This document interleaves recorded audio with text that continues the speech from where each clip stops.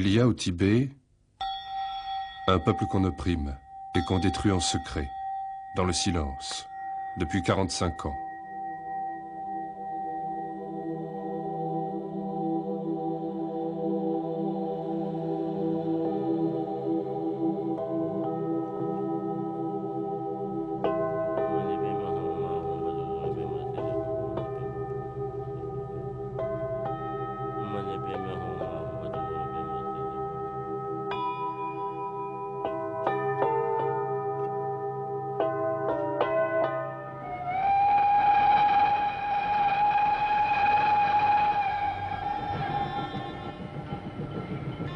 Un pays lointain et mystérieux, longtemps inaccessible, et parfois interdit.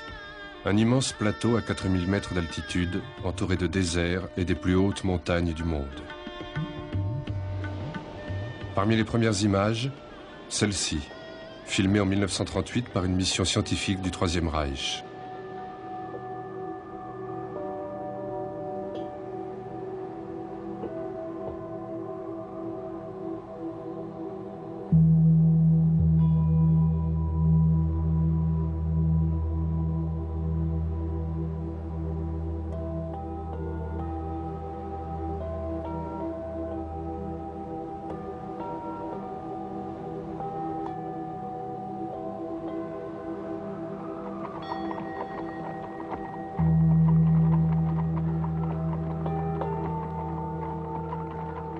La mission Schaeffer, des scientifiques méticuleux et convaincus.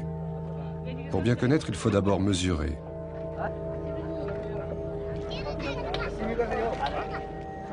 Tout mesurer.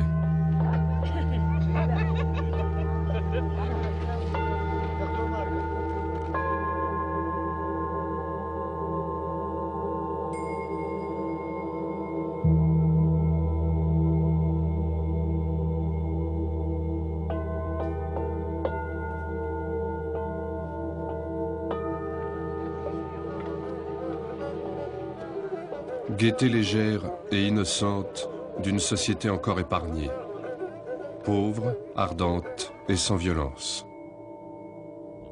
La religion est bouddhiste, le pouvoir est féodal, aux mains des moines et de quelques seigneurs.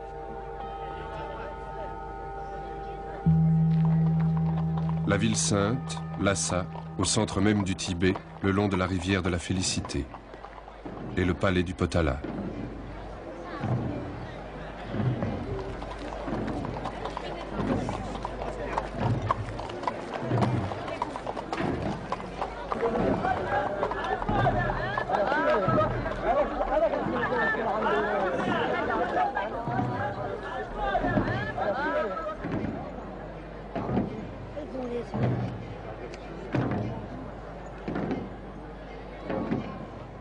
Bienvenue à l'étranger.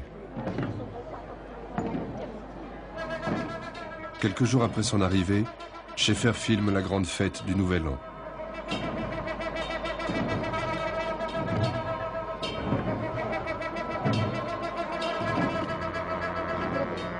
Porté par les moines, voici l'oracle, en transe. Il sera consulté pour l'année nouvelle. La cérémonie attire des milliers de pèlerins, de toutes les régions du Tibet, et aussi de Chine, de Mongolie, du Népal et d'Inde.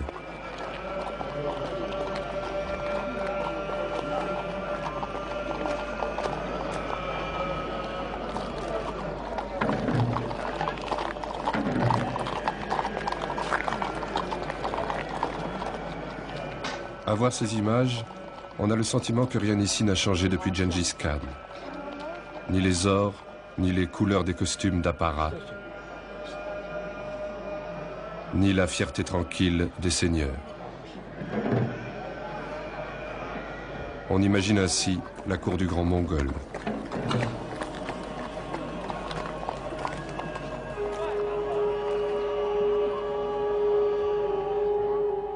Le pouvoir est alors assuré par un régent.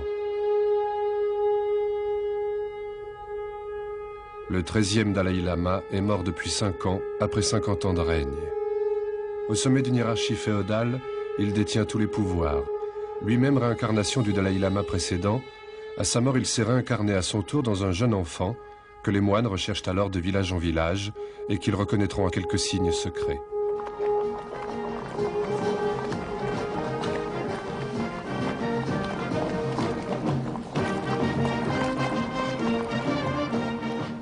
« 1940.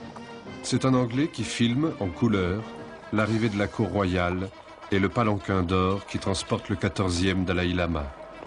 Reconnu par les moines, 3 ans plus tôt, parmi les enfants d'une famille de paysans pauvres, il arrive pour la première fois dans son palais de Lhasa.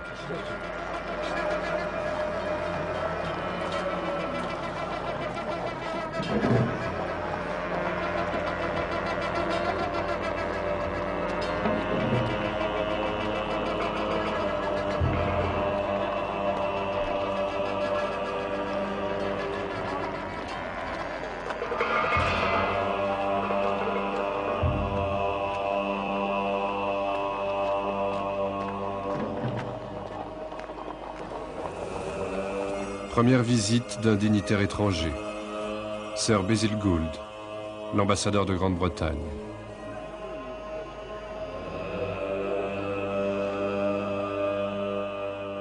À peine visible dans la pénombre, entouré de ses conseillers, le 14e Dalai Lama, un enfant de 5 ans.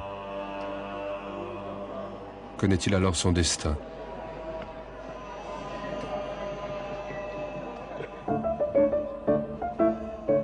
L'ambassadeur, la cour et les cadeaux officiels. Une automobile à pédales pour le frère.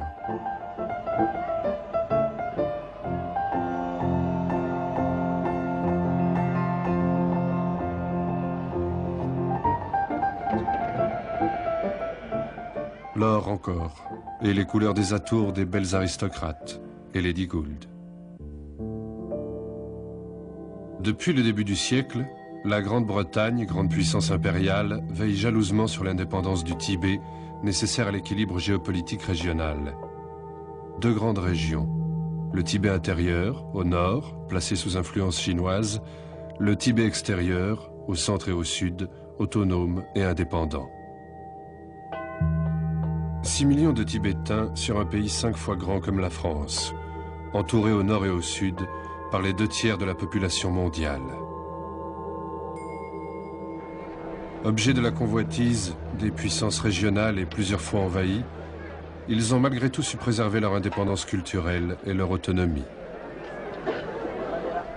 En Europe et en Chine, la guerre a commencé.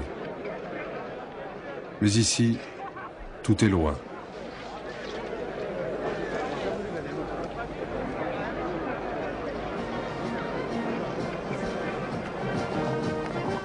L'alpiniste autrichien Heinrich Harrer traverse l'Himalaya et atteint le Tibet interdit. Il deviendra l'ami du Dalai Lama. Nous lui devons ces images.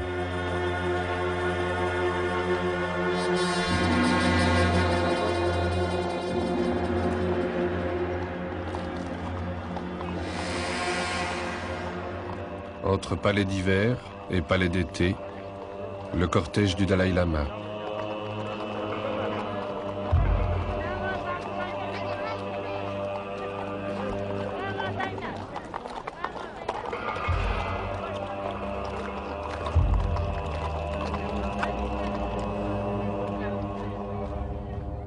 Dans son palanquin d'or, il ignore tout du monde extérieur.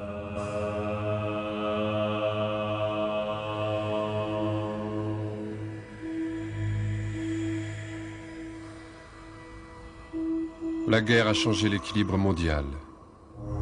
En Inde, Gandhi a lancé le mouvement pour l'indépendance. L'Empire britannique se prépare au retrait.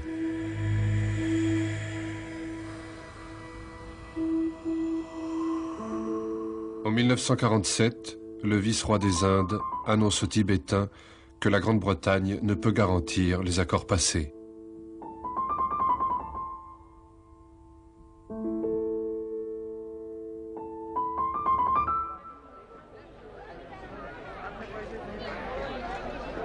Une dernière fois, Harrer filme la fête du Nouvel An.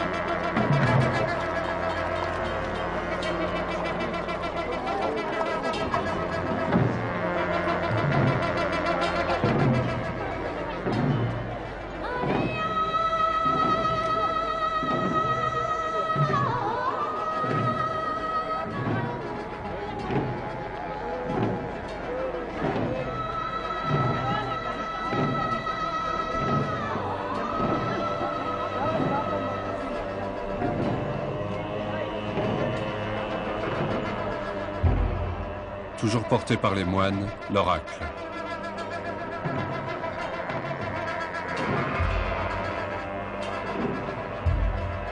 Il va se prononcer.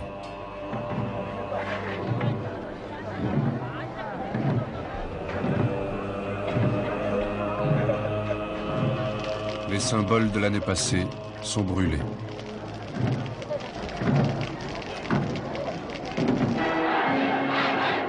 « 1949. En Chine, la longue marche est finie. La République populaire est née. Presque aussitôt, Mao encourage les Tibétains à se libérer du joug féodal. Harrer filme les derniers rituels d'une société condamnée.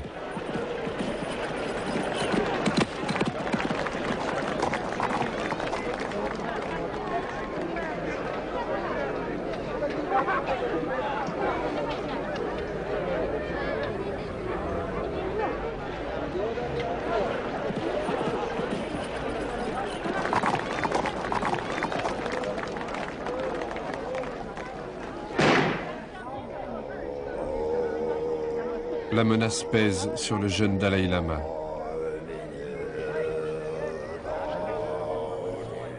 Prévenus du danger, les moines décident en urgence de l'introniser 2 ans avant l'âge prévu. Il vient d'avoir 15 ans.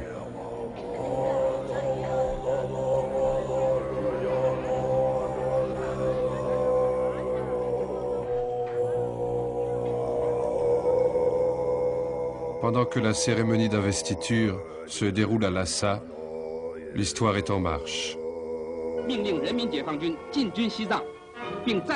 Et 3 corps d'armée chinois, sous les ordres du maréchal Lin Piao, franchissent le Yangtze-kiang et roulent déjà vers le Tibet pour en assurer la sécurité contre un complot des impérialistes américains.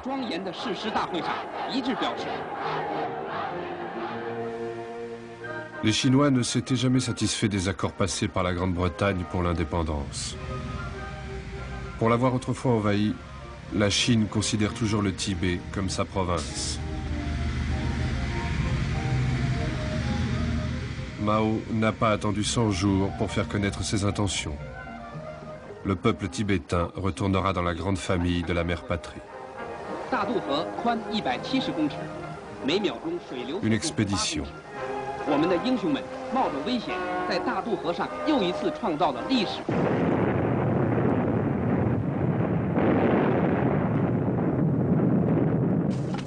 Il faut ouvrir des routes,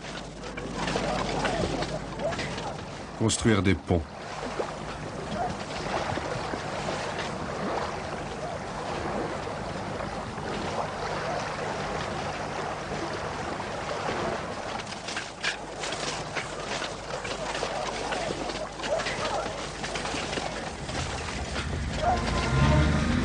franchir des cols à plus de 5000 mètres d'altitude.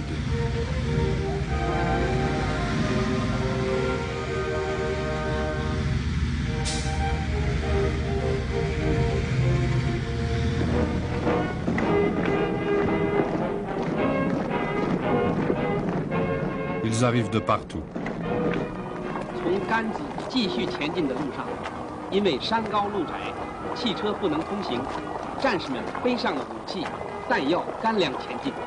每人背着80多斤的东西，越过高山峻岭，穿过原始森林。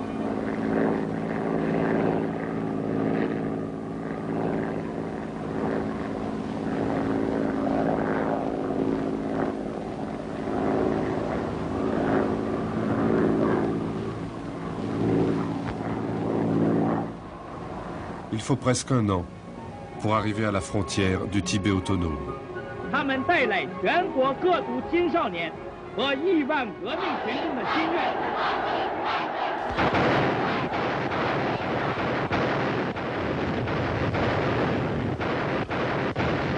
Les combats seront brefs.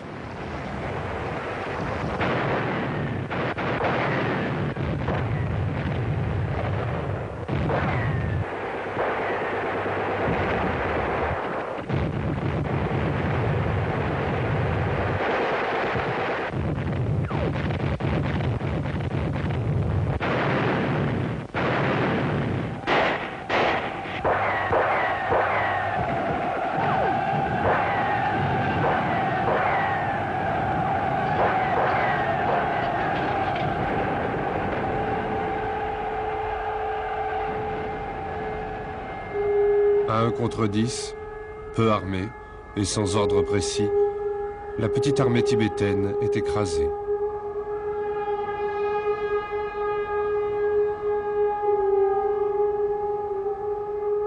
En fait d'armée étrangère, prétexte à l'intervention, il n'y a au Tibet que 6 conseillers.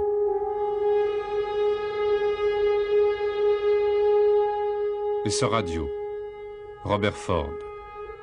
Mais juste avant d'être pris, il a eu le temps de prévenir Lhasa du danger imminent.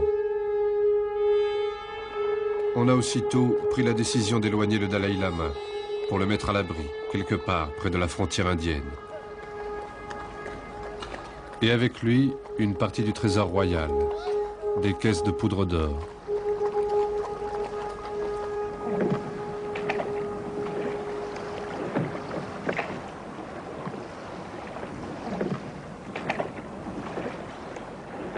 Une habitude pratiquée plusieurs fois déjà, à chaque invasion.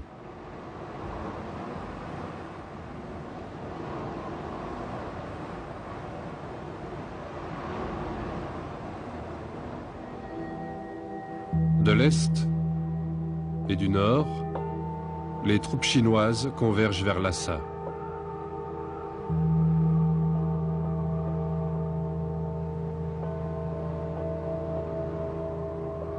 À 200 km de là, la ville de Shigatse, résidence des Panchen Lama, deuxième ville du Tibet.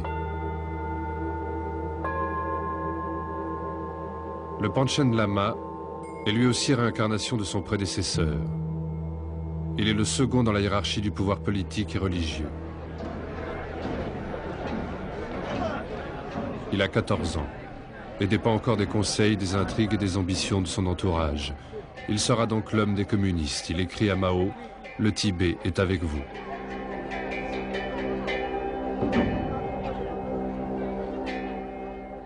Neuf mois plus tard, une garnison de l'armée populaire s'installe à Lhasa. 20 000 soldats pour 50 000 Tibétains. Réquisition, brimade et famine, rien ne sera plus jamais comme avant. La propagande montre que le Tibet est libre et chinois. Une nation parmi d'autres dans la grande famille de la patrie chinoise.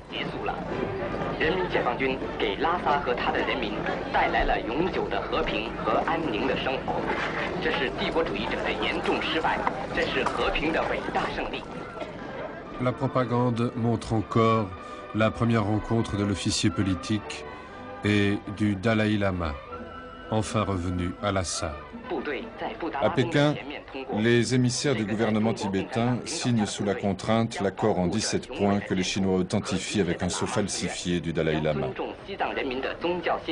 Cet accord prévoit la préservation de l'identité culturelle et religieuse des Tibétains.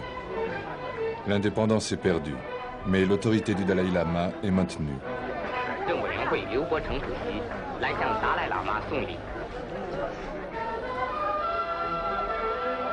Le Panchen Lama découvre les nouveaux rituels.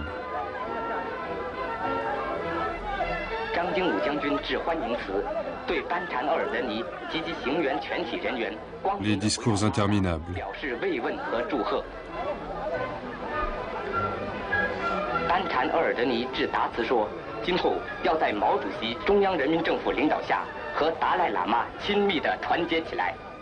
Toutes les contraintes de la collaboration. La propagande.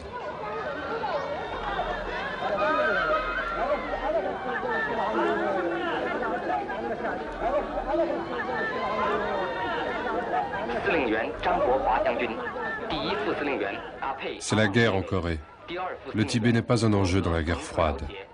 Abandonné par l'Inde et les puissances occidentales, il faut bien faire avec la Chine, avec la libération pacifique. Mais l'illusion est brève. 2 ans plus tard, les Chinois forcent le Dalai Lama à renvoyer ses principaux ministres et conseillers. C'est lui qui assume toute la responsabilité du gouvernement, désormais isolé avec le Panchen Lama et surtout les officiers politiques chinois.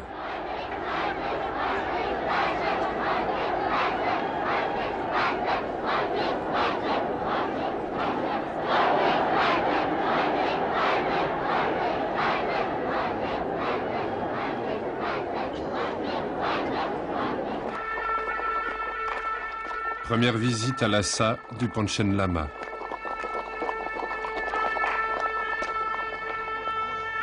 Et première rencontre.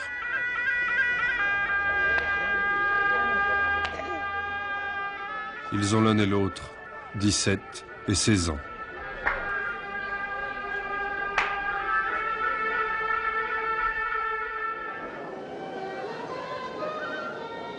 Le 11 juillet 1954, invité par Mao à venir à Pékin, le Dalai Lama quitte Lhasa malgré les suppliques de la population.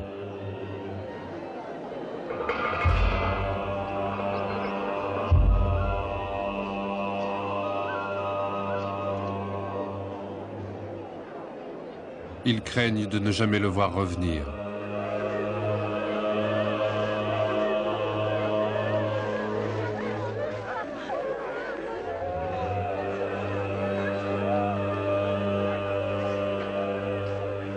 C'est la première fois qu'il quitte le Tibet. Un long voyage, plus de 5000 kilomètres.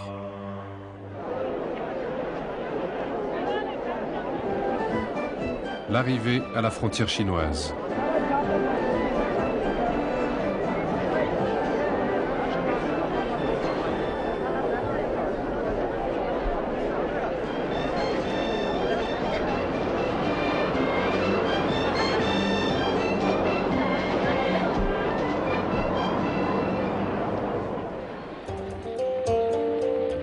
Pour la première fois, le train, le véhicule de feu.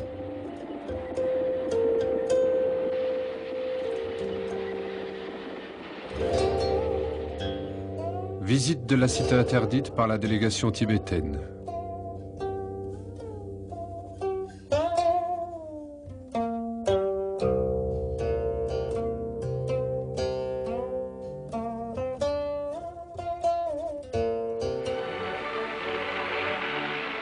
Reçu plusieurs fois par Mao, le Dalai Lama et le Panchen Lama fêteront à Pékin leur 20e anniversaire.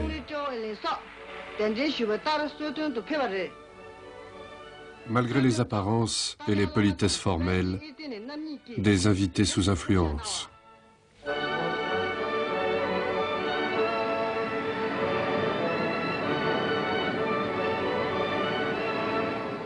Les bienfaits du communisme.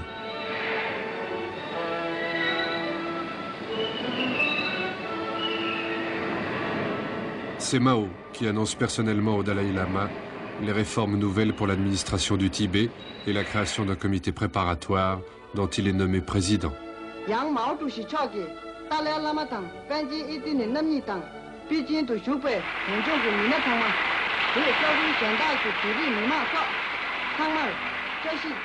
Député de l'Assemblée nationale.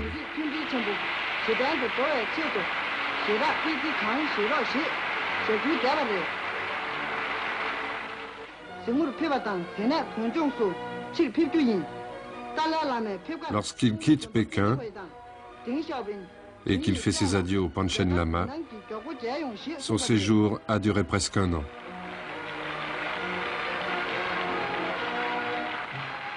À Lhasa, sans nouvelles, on le croit prisonnier.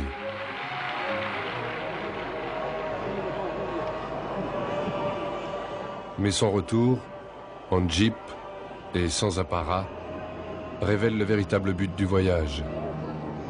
Faire du Dieu roi un fonctionnaire chinois.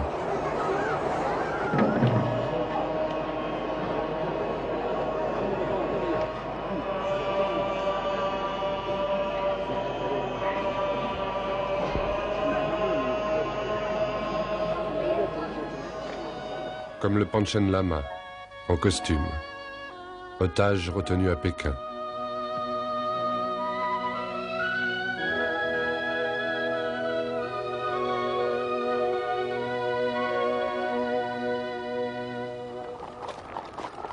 Maintenant, la suite du plan chinois commence.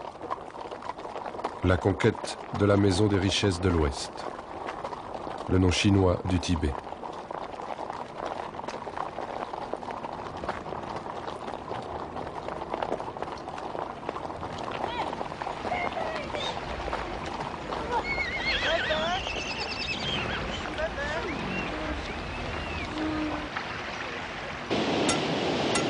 D'abord des routes stratégiques, jusqu'à la frontière indienne. 2500 km de routes nouvelles.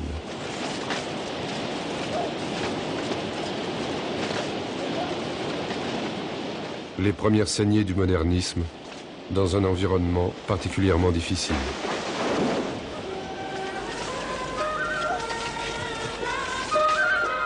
Autant de brèches dans les murs de la forteresse tibétaine, si longtemps protégée par les montagnes les plus hautes du monde.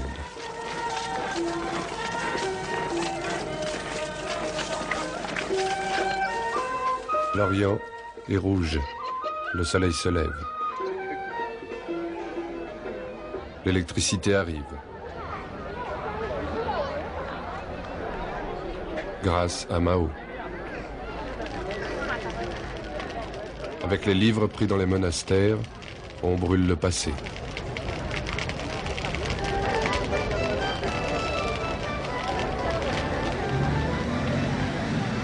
La route est maintenant ouverte entre Pékin et Lhasa.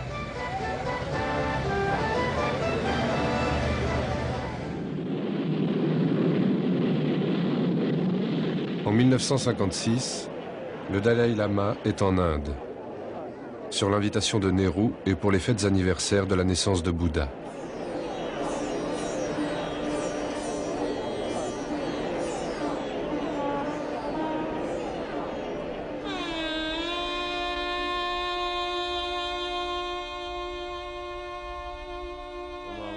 C'est sous cet arbre que le Bouddha a reçu l'éveil.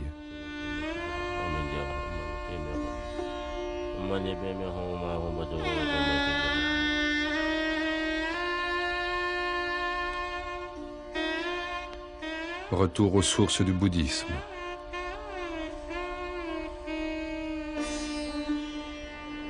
Le Panchen Lama est venu lui aussi.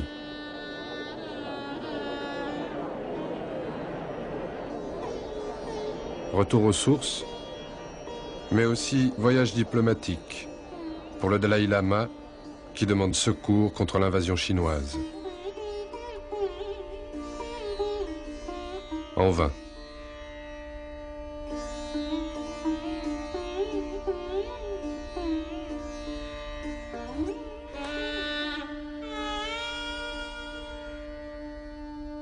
Pendant qu'il visite les principaux sites bouddhistes en Inde, au loin, au Tibet, des révoltes ont déjà commencé dans les provinces les plus touchées par l'oppression chinoise.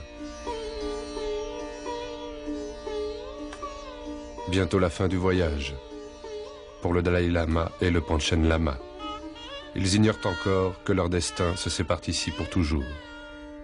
Kawa, kawa, kawa, kawa, ma, ma, yama, yama, hama, hama, Jama. Jama. Pama. Pama. Pa. Pa. Gawa. Gawa. Pa. Pa. Gawa. Gawa. Kawa. Kawa. Ma. Ma. Jama. Jama. La méthode chinoise. Pa. Pa. Gawa. Gawa. Ça commence à l'école. Ma. Ma. Pama. Pama. Pa. Et ça continue dans les camps. Après la collectivisation des terres et des grands domaines appartenant au monastère, puis la transformation des techniques de culture, ce seront bientôt la destruction des temples et des monastères.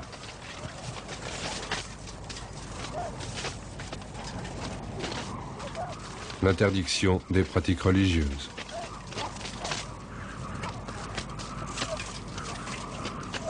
Les arrestations et les purges de plus en plus nombreuses.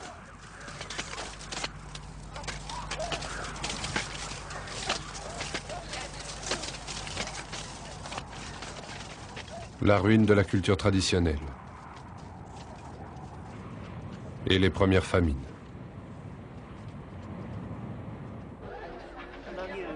Depuis 3 ans, contre l'oppression, les émeutes ont gagné les provinces du centre. La résistance s'organise. Oasis encore préservée de la colonisation, les derniers grands monastères.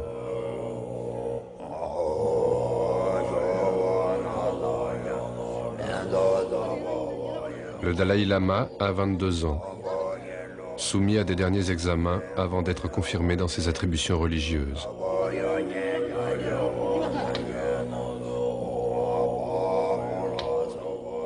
Le même geste des mains, un rapide battement, revient pour ponctuer questions et réponses.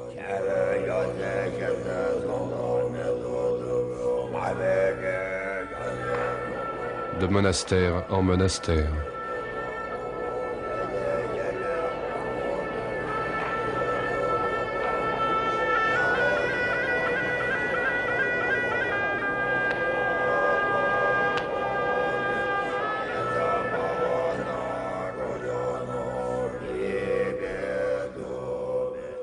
Dalai Lama veut dire océan de sagesse. Dernière illusion que le Tibet peut vivre librement selon sa culture et ses croyances.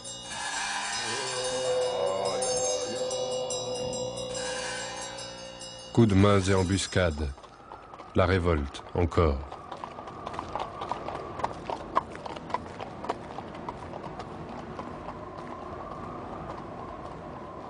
La résistance a gagné tout le terrain, jusqu'à Lhasa. L'armée chinoise réprime, mais le Dalai Lama condamne toute violence, de part et d'autre, dans des messages.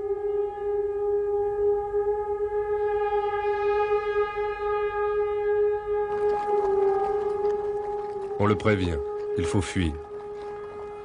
Dans la nuit du 17 mars, en bonnet et en uniforme chinois, presque sans escorte, il quitte le palais pour une destination inconnue.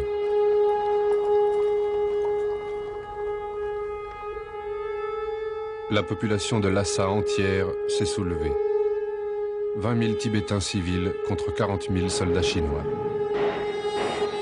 L'émeute dure 3 jours.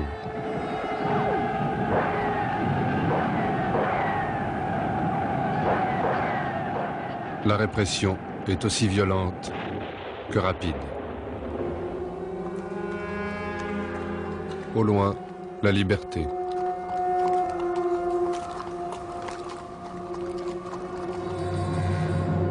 Fin de la résistance.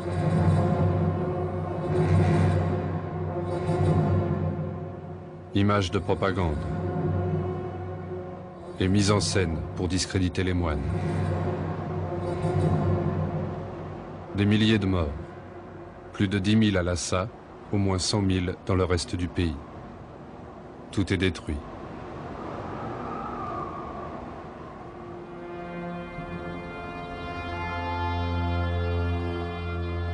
Le Dalai Lama est toujours dans la montagne.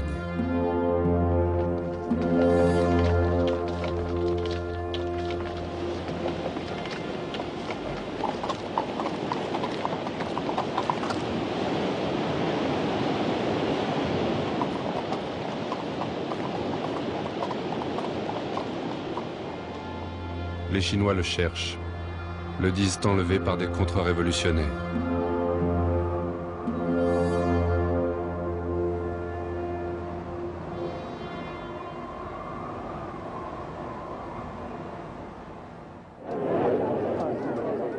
La fuite a duré 3 semaines. Fin mars, il est en Inde.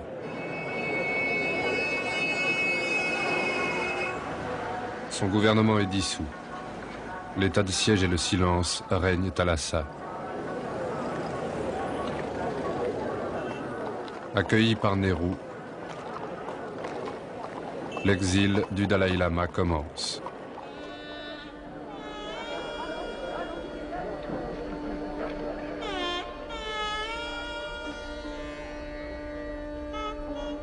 Il dure encore, depuis 36 ans.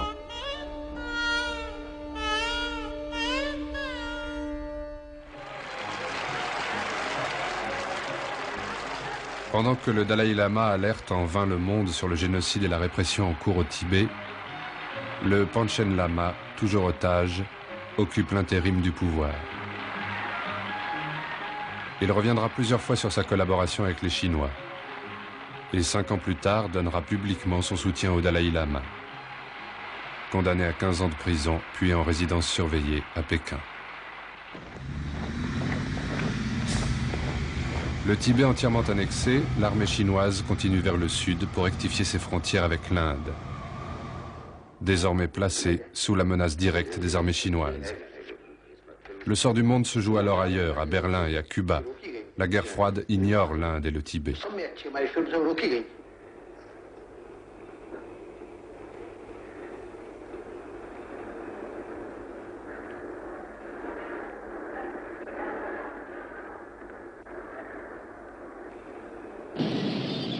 Une guerre et une défaite éclair pour Nehru. Le sort en est jeté.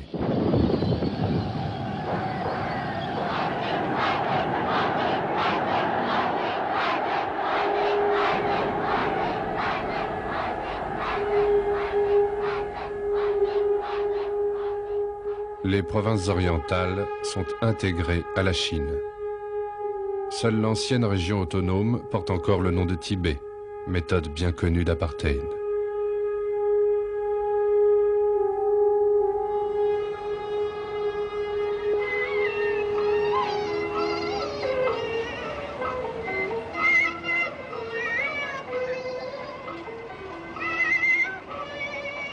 Suite de la méthode chinoise.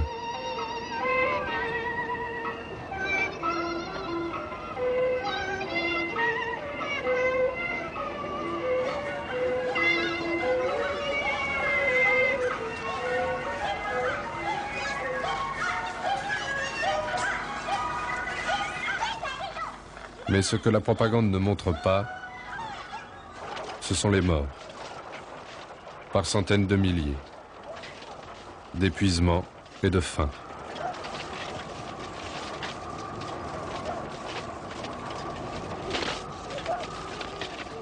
La terreur, les tortures, les viols.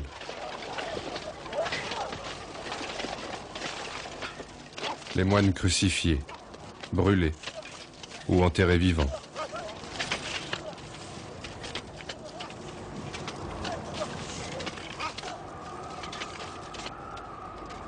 Les enfants condamnés à tuer leurs parents.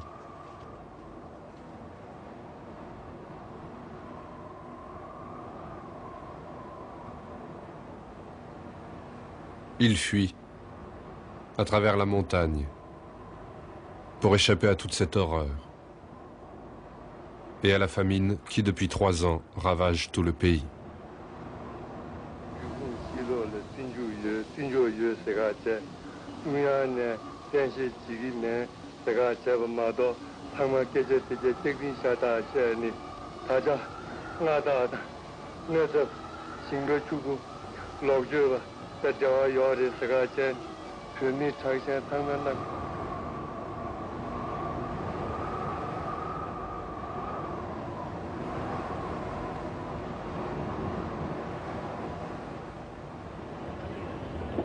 Plus de 100 000 rejoignent ainsi le Dalai Lama en Inde.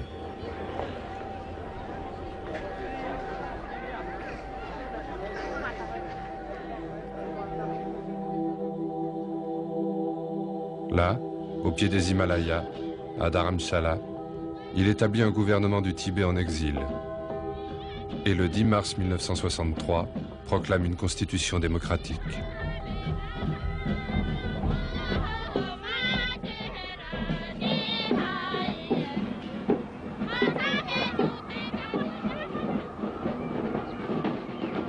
Précide violence et résistance.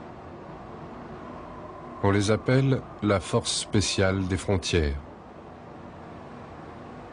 Un commando clandestin tibétain suscité et entraîné par la CIA.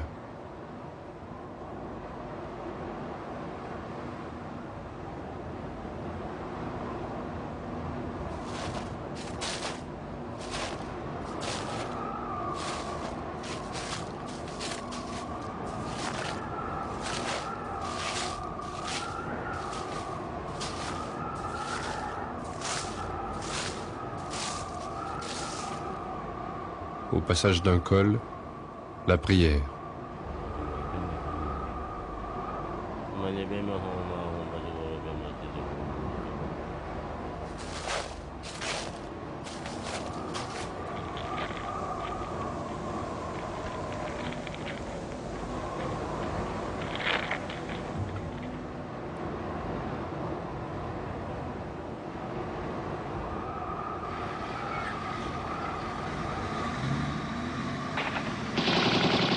À nouveau, coups de main et embuscades. Méthode et guérilla de partisans.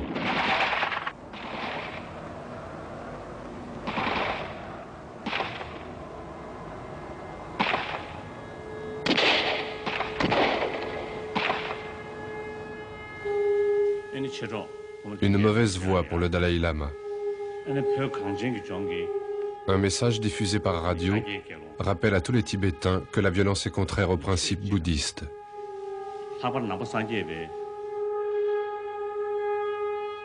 Et qu'ils s'y opposent.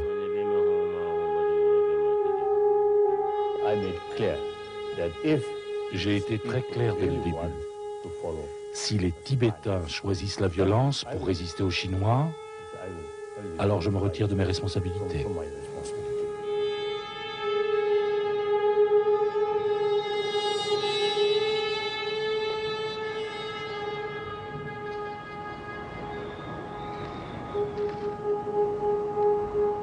Pendant ce temps, les gardes rouges ont atteint le Tibet. Les derniers monastères, les derniers temples encore debout seront rasés. La révolution culturelle va durer 10 ans. Elle fera plus d'1 million de morts. Un Tibétain sur 6. Les ruines du monastère de Ganden, l'un des plus grands, où vivaient plusieurs milliers de moines.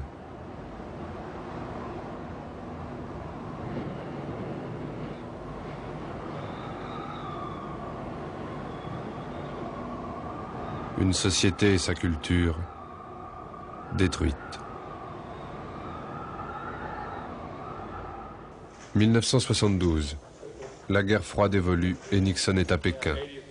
Depuis 1 an, la Chine est entrée à l'ONU. Les révoltes, la répression et les famines continuent au Tibet.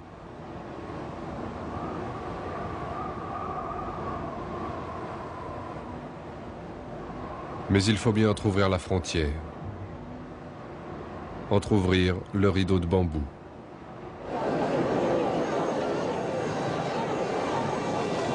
Première autorisation de visite accordée par les Chinois à une délégation de Tibétains en exil. Ils attendaient ce moment depuis si longtemps. La famille du Dalai Lama est là.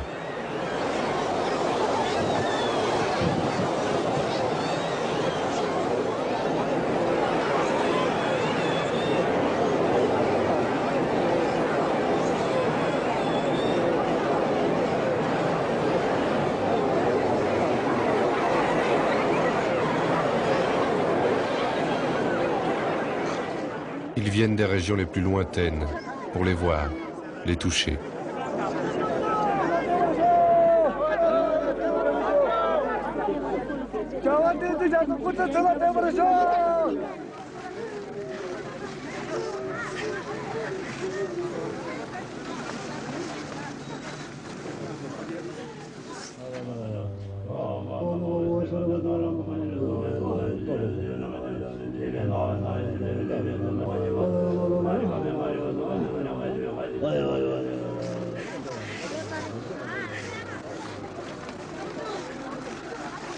on n'a rien oublié.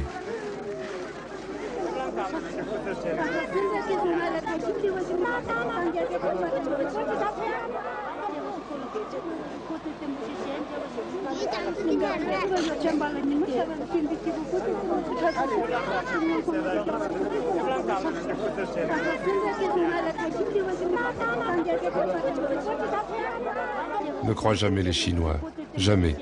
Dis au Dalai Lama de ne pas revenir.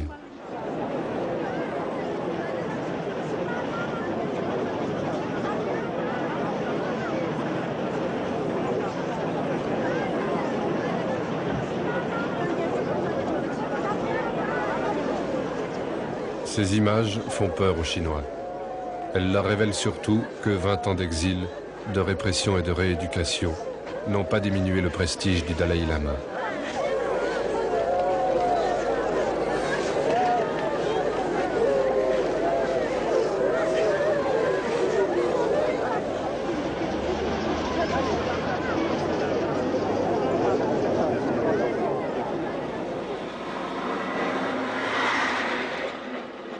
Suite et fin de la méthode chinoise.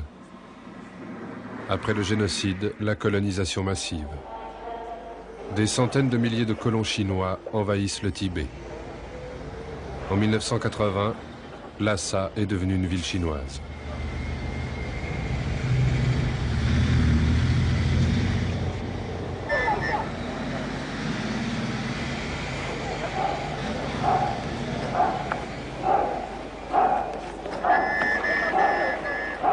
Dix ans plus tard, sans compter les troupes d'occupation, la population chinoise aura dépassé la population tibétaine, réduite alors au sort de minorité.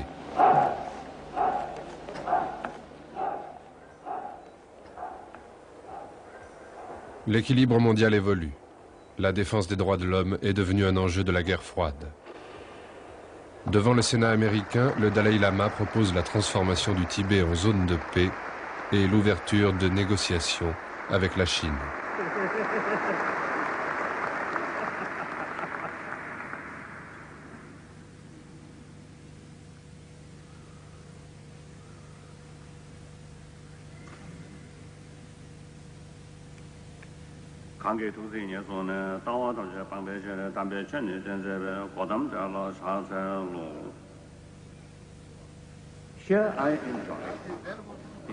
Sur les murs de Lhasa, des affiches reproduisent la réponse favorable du Sénat américain. Il en faut peu pour éveiller l'espoir et le courage d'afficher le drapeau tibétain pour la première fois depuis 30 ans.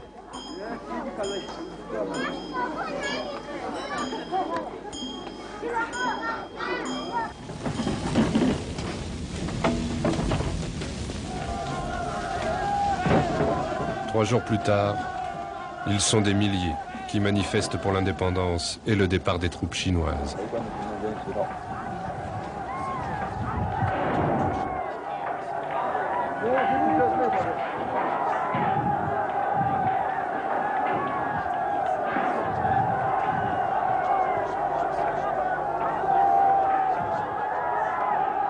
Les mêmes scènes se reproduisent 6 mois, puis 1 an plus tard.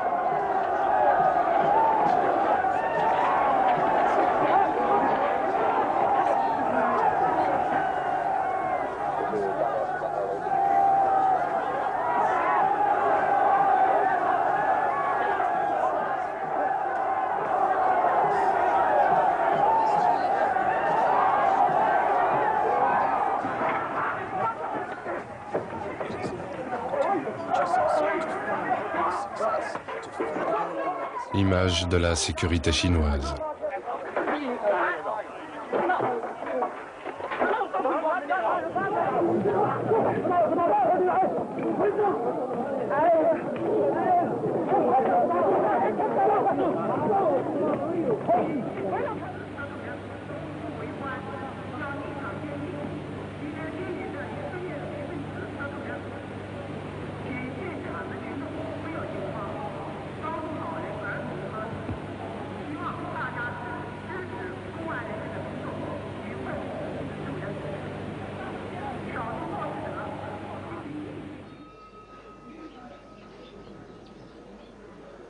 À Dharamsala, on manifeste dans le silence.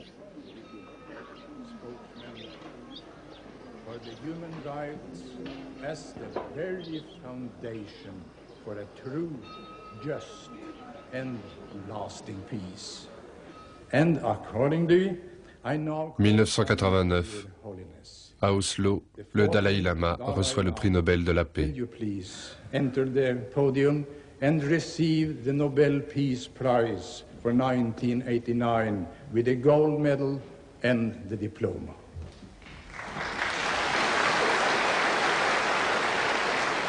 À Pékin, le Panchen Lama vient de mourir.